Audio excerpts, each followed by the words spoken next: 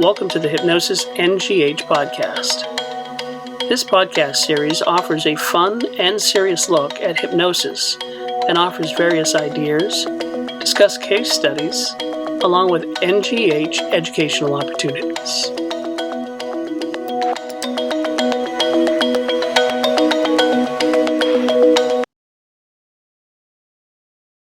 Hello and welcome to the Hypnosis NGH podcast. I'm Eric Damon with the National Guild of Hypnotists. We're excited to present our mini Meet the Presenters podcasts featuring individual presenters at this year's NGH Convention, August 9th, 10th, and 11th. Please welcome consulting hypnotist, board certified and certified instructor, dedicated to helping individuals transform their lives through the power of the subconscious mind. Welcome, Kapil Apshankar. So let's take a second to talk about your practice. Well, first of all, you're a certified consulting hypnotist. You're a certified instructor. You're an author. Yes. You do all kinds of things. And where is your practice out of? I'm based in the Dallas area. Oh, nice. Nice. And how long have you been doing hypnosis? I have been with the NGH since 2005. I was privileged to get trained by Jerry Valley and then Tommy V and Alex Smith when he was around. So I essentially look up to three of them as my mentors, and I've been with the Guild ever since. And then last year, I became a certified instructor. I also became a board-certified hypnotist. So that was an amazing personal accomplishment for me. But I've been doing this part-time since 2005 and full-time since 2018. Wow. And definitely it's obviously it's a little different from whatever you were doing before, but it was attractive enough with all the time you've spent on learning and everything to pull you in full-time. Absolutely. It's very attractive and it's very personally and professionally satisfying as well. And what do you say? Are most of your clients in person, or do you have a mix of in person and online? When I was part-time, it's funny. When I was part-time, and this was pre-COVID, most of my clients were actually in person. And then COVID happened, and it kind of shifted lopsided. I started using Zoom. I started to do a significant amount of sessions online, and that actually worked for my clients better. So now my practice is 80-20 shift, 80% being online, 20% being in person. Interestingly enough, of that 80% online, about half of them are based here in the US, and then half of them are international. Oh, wow. Wow. So you definitely reach out to all corners of the world to. I did. And I happened to do a TEDx talk during COVID. That talk was around the whole concept of bliss, exploring the notion of Joseph Campbell in terms of how when we pursue our bliss, the paths kind of open, the opportunities just show up. And that pursuit of bliss is something that hypnosis actually allows the clients to very actively pursue. And ever since I did that TEDx speech and integrated the concept of bliss with hypnosis, there were a lot of people who kind of said, it actually makes a lot of sense. So could we work with you? And that's where I was able to make the shift from offline to a mix of offline, online, plus in person to online as well. That's great. That's great. Now your bio says you're an author. Yes, that's right. In a previous lifetime, so before I became a full-time hypnotist, I did a significant amount of engineering management leadership. I used to work with high-performance engineering teams, predominantly in the San Francisco Bay Area. And as a result of all of that work, it kind of took me in a direction of coaching these teams on their performance goals, on their peak potential, on their productivity. And out of this was born the whole notion that a lot of times people kind of chase the wrong target or end up climbing a ladder that's leading against the wrong wall. People think, hey, I need more work-life balance, so I need to do some time management. People think I need to be able to do it faster, so I need to focus on productivity. And my realization was that if people just know what their priorities in life are, and that's where this whole journey started for me, helping people understand what their real priorities in life are, what comes first for them, how do you work with those priorities. And from that was born the whole concept of my book, which is Done, The Art of Managing Priorities. It went on to become an Amazon bestseller. I did a significant amount of workplace coaching using that whole concept of focusing on priorities in the leadership space and in the business space. And then eventually I integrated that into my practice as a hypnotist. Nice. So you've got it all basically under one house now, under with hypnosis, that you can present that to corporate clients and or individuals. Absolutely. So we established, me and my wife, both of us established our company Blisswana in 2015. And then, of course, we were doing it part time. We were focusing on building our brand. And then since 2019, we've been doing this full time. My wife also is certified with the NGH. She's been with NGH since 2006. She also trained with Jerry Valley and Tommy and Alex. So we're kind of doing it all together under the brand name of Blisswana, which is where we help clients pursue their bliss. And this whole notion of bliss differs for different client. In the workplace, it becomes peak potential. In sports and athletics, it essentially becomes becoming better at the sport game. In personal life, it could actually translate into better work-life balance. But all of this essentially translates into this notion of bliss. And the more we work with this notion of bliss, the more we realize that the biggest and strongest common denominator of success that helps people unleash their bliss is hypnosis, the ability to kind of work with their subconscious mind, rewire, reprogram the past hurts, the trauma, the hurts, the emotional wounds that their life experiences and life story has got them up into, and then kind of unleashing them for a brand new future. That's great. You've done a lot in that period of time, haven't you? Yeah, absolutely. So you're going to be at this year's NGH Convention, August 9th, 10th, and 11th in Marlborough, Massachusetts. You're doing two presentations, one on Friday. It's a seminar, 1 hour seminar called Future Focused Hypnotic Anchors. So if somebody who's listening to this podcast right now, what would you say to them that this course is going to teach them? So over the course of years, I've used anchors a lot with my clients, and we all, as hypnotists, use anchors with our clients. We also use a very specific technique called progression, which is where we help clients visualize that ideal scene and then experience that ideal scene. What I've been doing with this whole concept of future focused hypnotic anchors is creating anchors using emotional triggers from the client's own lexicon, from the client's own experiences, verbiage, terminology, phraseology. And then using these anchors, anchoring them into the future, essentially as a part of progression, which is something that we don't do a lot. It's almost like it's hidden in plain sight. So I've been working with anchoring and using progression for these anchors using emotional triggers with some amazing results.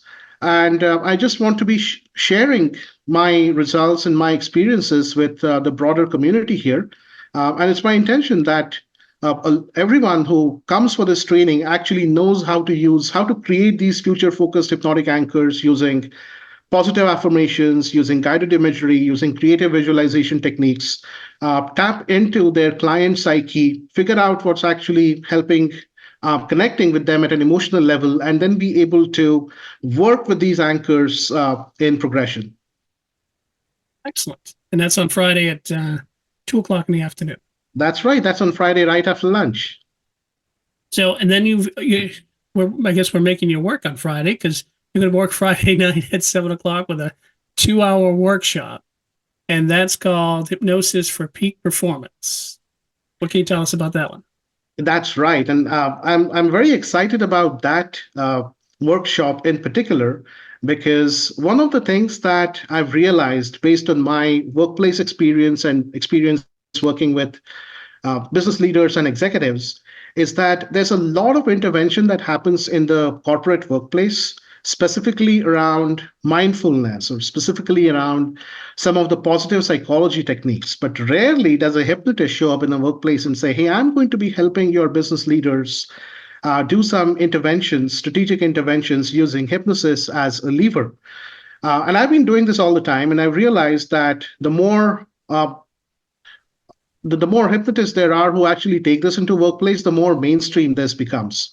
So this workshop is about literally about three things. It's about bringing in elements of coaching, leadership coaching, business coaching, executive coaching into a hypnotic practice. So that's one part, one pillar that we are going to be doing in this workshop.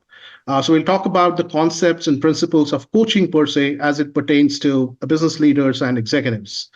The second aspect then that we bring in into this workshop is how do you essentially structure an intervention for high performance a high performance audience.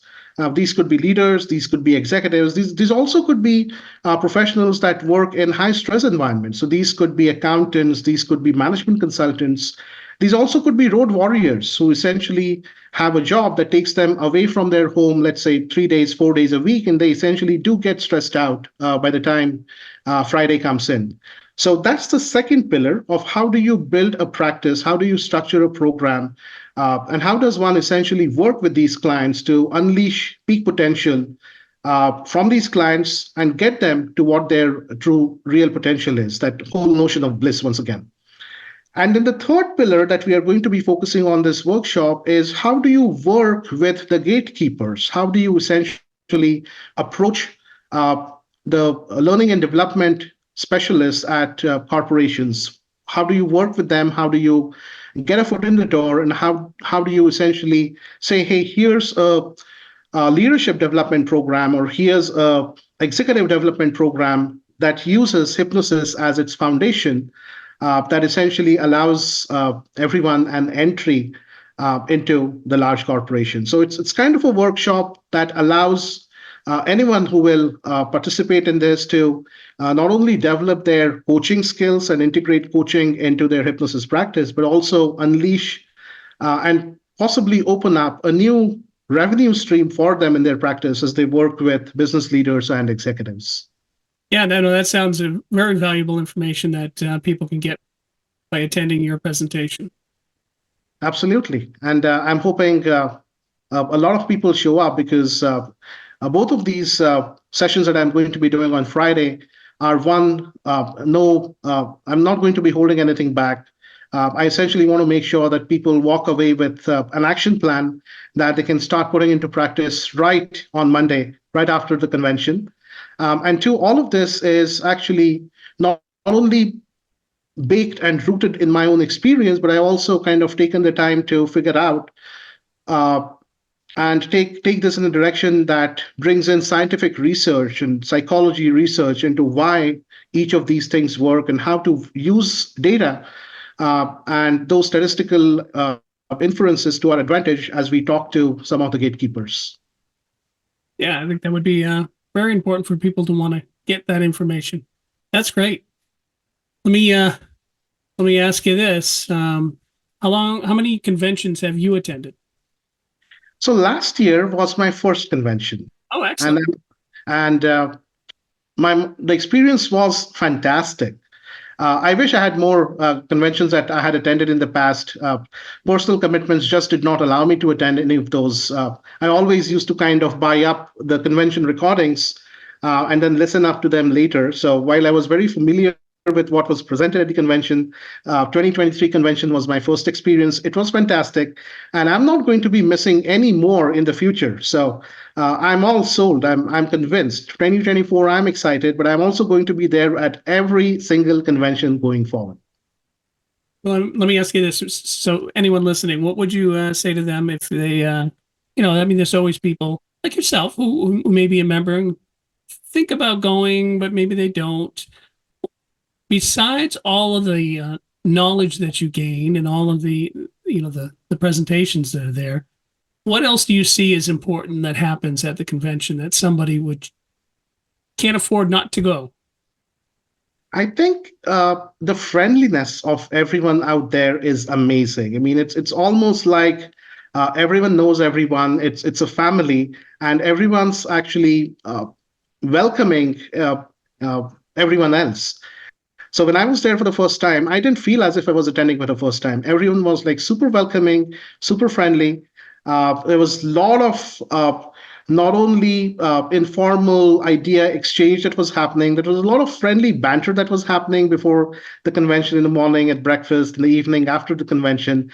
It was fun. It was amazing. It was the whole vibes were extremely positive. And then the second big takeaway for me there was, other than the very structured sessions, and boy, there are like hundreds of them literally to choose from. But other than those structured sessions, there's so many ideas that are out there uh, for everyone to kind of go and say and see, okay, this is interesting. Last year, there was this beautiful exhibition right in the middle of the bookstore, and I ended up getting a bunch of ideas from that exhibition. And this stuff that people were doing way back in 50s and 60s, and I was saying, oh, how come I never thought of that? And let me come back and put that into my practice. So I've done that since last year. Wow, that's great. That's great. I think that's, that's one of the things that people they don't realize. Besides all of the learning and everything, there is so many people, presenters like yourself, who don't mind chatting with somebody in the hallway or something along those lines, just to answer a question or help. That's it. Everyone wants to help each other out, so that's what makes it a good conference. Absolutely. And one of the beauties of this conference is that while we operate in the same space, I think everyone truly shares an abundance mindset here. So while all of us kind of offer the same set of services, end of the day, everyone realizes that we are not operating in the same pond. So there really isn't any competition. That was something that struck me like lightning. Everyone that I interacted with, and almost everyone that I spoke with, had such an abundance mindset. They were willing to give, share their ideas, share their insights, share their secrets, share their insider secrets, everything. It was fun. It was amazing. That's great. Well, I hope that people who are listening to the podcast don't miss your presentations on Friday at 2 and 7 o'clock. And of course, they'll probably run into you in the hallway. Absolutely. I can't wait to be there, and I can't wait to meet all of you and everyone who's going to be there at the convention.